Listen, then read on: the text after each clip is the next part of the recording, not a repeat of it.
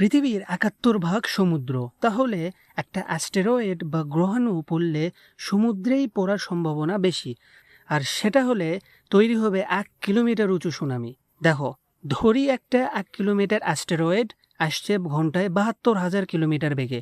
সমুদ্রে আঘাতের মুহূর্তে এত বিশাল কাইনেটিক এনার্জি তৈরি হয় যা হাজার হাজার পারমাণবিক বোমার সমান।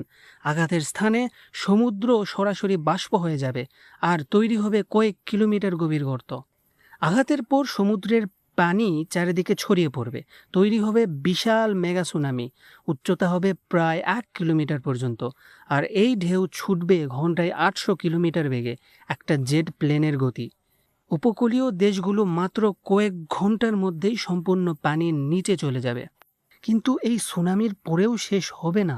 আঘাতে এত বাষ্প আর ধুলো বাতাসে উঠবে যে সূর্যের আলো পৃথিবীতে পৌঁছাবে না। তাপমাত্রা হঠাৎ কমে যাবে, শুরু হবে ইম্প্যাক্ট উইন্টার, ফসলও জন্মাবে না, খাদ্য সংকট শুরু হবে পুরো পৃথিবীতে। ঠিক এভাবেই ৬,৬০,০০,০০০ বছর আগে ডাইনোসর বিলুপ্ত হয়েছিল। ভালো খবর হলো নাসা এখন প্ল্যানেটারি ডিফেন্স মিশন চালাচ্ছে। ২০২২ সালে ডার্ট স্পেসক্রাফট একটা অ্যাস্টেরয়েডের গতিপথ সফলভাবে পরিবর্তন করেছে ফিজিক্স ব্যবহার করে। মানে ফিজিক্স আমাদেরকে রক্ষাও করতে পারে। অ্যাস্টেরয়েড থেকে পৃথিবী বাঁচাতে ফিজিক্স লাগে, তাই ফিজিক্স শেখো, পৃথিবী বাঁচাও।